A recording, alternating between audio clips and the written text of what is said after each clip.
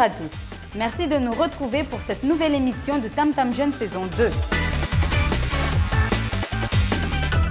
Comme chacun s'en souvient, le référendum du 29 mars 2009 a marqué l'histoire de Mayotte. Les Mahorais ont eu l'occasion de donner leur avis sur ce tant attendu département. En avril, nous avions fait un petit bilan des résultats sur cette écrasante victoire du oui. Puis en mai, nous nous étions projetés dans l'avenir afin d'imaginer Mayotte dans 10 ans. Cette semaine, l'équipe de Tam Tam Jeune vous présente la 4e et dernière émission consacrée au département. Fin 2009, où en sommes-nous? Quelles sont les prochaines dates clés à retenir et surtout, quels changements vont intervenir dans le quotidien des habitants de Mayotte? Tout de suite, place aux interviews des spécialistes qui répondront à toutes nos questions.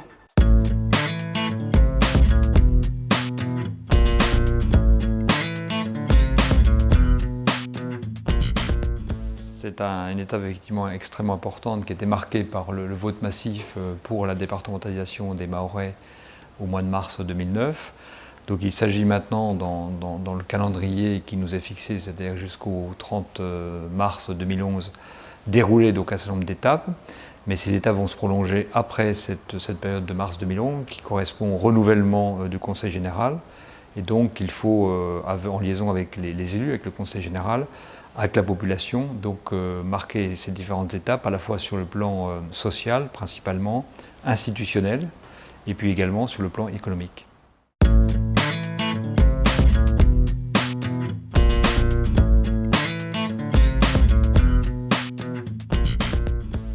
J'affirme vraiment que c'est une chance pour Mayotte, ce pacte de la départementalisation, parce qu'il fixe un cadre d'accès aux droits. Ces droits sont tous les droits sociaux, des prestations familiales, des prestations pour les handicapés, pour les personnes âgées et pour les minima sociaux. Ce qui va être très délicat et très difficile, c'est que l'objectif, c'est pas de créer une société d'assistance. Les Mahorais ne le veulent pas, ne le demandent pas et affirment souvent que quand ils demandent la départementalisation, c'est pour être français et accéder à la société, aux conditions de la société française, mais ce n'est pas pour avoir les minima sociaux.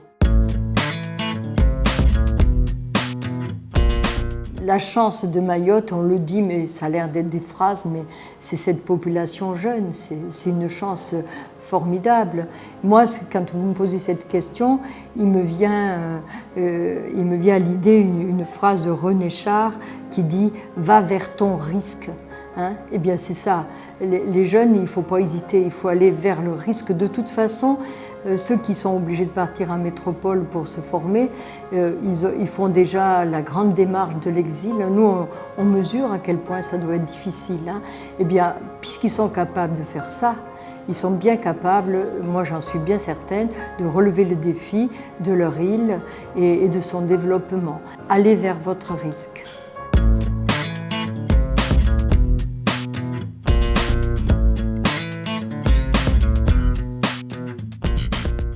L'une des conséquences de la départementalisation, c'est de faire passer Mayotte sous le régime de droit commun, le régime de la métropole.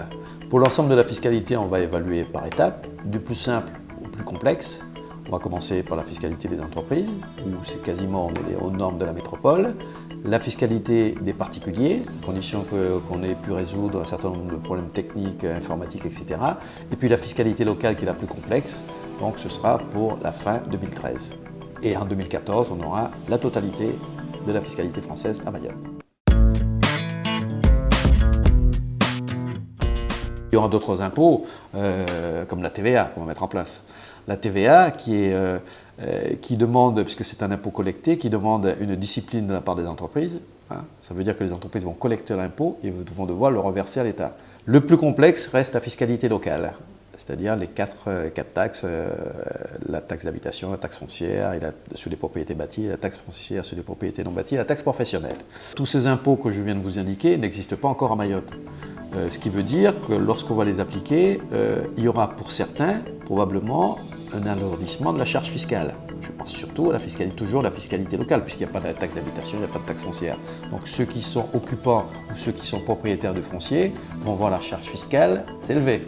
Il y a quelque chose aussi qui va changer, c'est que les contrôles seront bien entendu beaucoup plus sévères.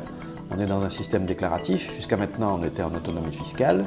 Maintenant, comme en métropole, le pendant du système déclaratif, c'est qu'on contrôle derrière. Donc il y aura des contrôles un peu peut-être plus importants, aussi bien pour les particuliers que pour les entreprises.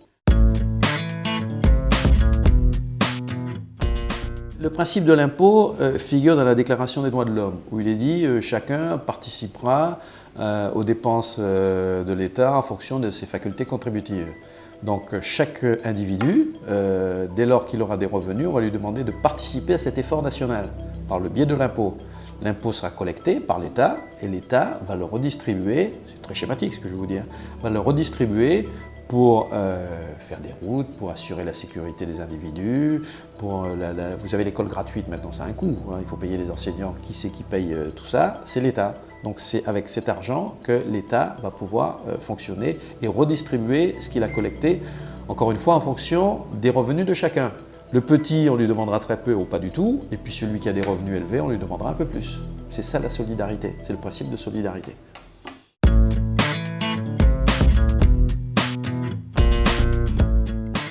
D'ici la fin de l'année 2009, donc il y aura 2 ordonnances qui vont être prises concernant donc la fin de la justice cadiale, telle qu'on l'a connue jusqu'à présent, et la fin de la polygamie. Donc ça veut dire qu'on ne reconnaîtra plus que les couples monogames. Ce que l'on souhaite, c'est ramener, je dirais, les religions à la place qu'elles doivent avoir, c'est-à-dire dans le domaine du privé. Aujourd'hui, le cadi est à la fois un juge de paix, est à la fois un notaire, est à la fois je dirais, le religieux qui prononce les mariages. Donc on veut bien sûr lui reconnaître ce rôle de pouvoir contracter, enfin célébrer des mariages, comme le prêtre ou le pasteur dans la religion chrétienne, mais simplement le ramener à la place qui doit être la sienne dans le cadre d'une république laïque telle que Mayotte a choisi au mois de mars 2009.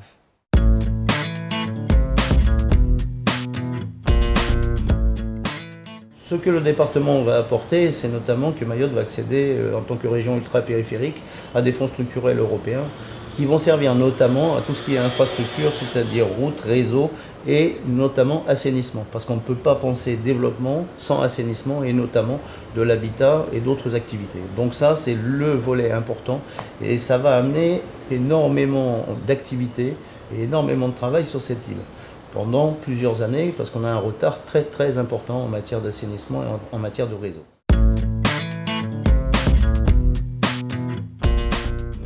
L'habitat tel qu'on l'a vu jusqu'à présent, avec une maison au milieu du Chanza, c'est quasiment impossible maintenant, et donc on peut s'attendre de toute façon à ce qu'on aille plus sur des zones d'aménagement, d'habitat concentré, et certainement de formes d'habitat complètement différentes, tourner vers la location, et la location appuyée sur une allocation logement, donc c'est pas tellement ça qui est important, mais par contre effectivement la notion de propriétaire et de propriété du bien va disparaître au bénéfice d'une qualité de vie différente, ça c'est certain.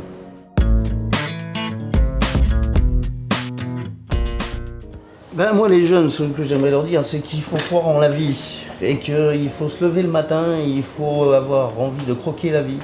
Il faut ne pas penser à son village, il faut penser à son territoire, il faut penser à sa nation, il faut penser au monde, que le monde nous appartient et que nous sommes tous des citoyens du monde et qu'il faut en prendre conscience rapidement et ne pas hésiter à aller voir ailleurs ce qui s'y passe pour revenir encore plus fort.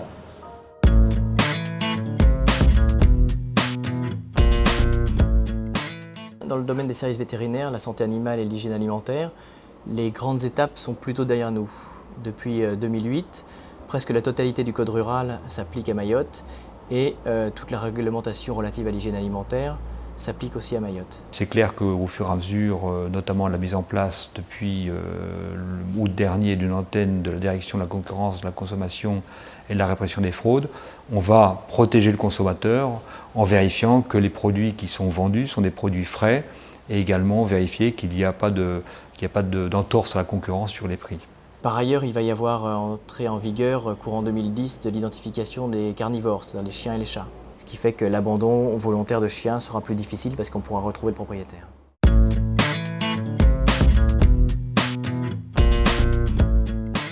Il faut aussi comparer à ce qui s'est passé donc dans les autres départements d'outre-mer. Pour l'instant, dôme, Mayotte aspire à être le 5e dôme, mais on a progressé en 60 ans. Là, Mayotte, on va le faire en 10 ou 15 ans, donc la progression est extrêmement rapide. Et il ne faut pas non plus, et c'est pour ça que c'est un inconvénient qui peut apparaître, c'est de respecter, me semble-t-il, c'est important, l'identité mahoraise. Il ne faut pas qu'en développant, je dirais, Mayotte, et ce qui est tout à fait justifié, on ne prenne pas soin à garantir, je dirais, ces traditions culturelles, à cette identité mahoraise qui fait aussi la richesse de ce territoire.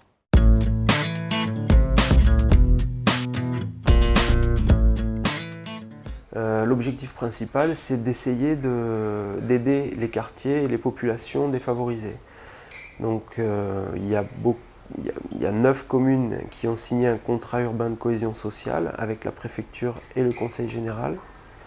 Dans ces 9 communes, il y a des chefs de projet qui ont été recrutés et puis aussi des adultes relais ou des agents de développement pour mettre en place une politique en faveur de ces quartiers et de ces populations. Ce passage au statut de département à Mayotte, j'ai imaginé un petit peu un parallèle avec une voiture. On avait une voiture, là on nous propose d'augmenter le moteur de la voiture. On va avoir une voiture peut-être plus puissante. L'enjeu maintenant, ça va être de savoir où on va. Donc le département nous donne un petit cadre, j'ai envie de dire que c'est un peu le code de la route. Et maintenant, il faut que les politiques choisissent vraiment les orientations finales, c'est-à-dire vers quoi on veut aller, et puis qu'ensuite on ait les pilotes qualifiés pour nous mener à bon port. Merci à tous pour votre participation. Tam Tam Jeune, c'est fini pour aujourd'hui. On se retrouve la semaine prochaine avec un nouveau sujet. Kwaheri!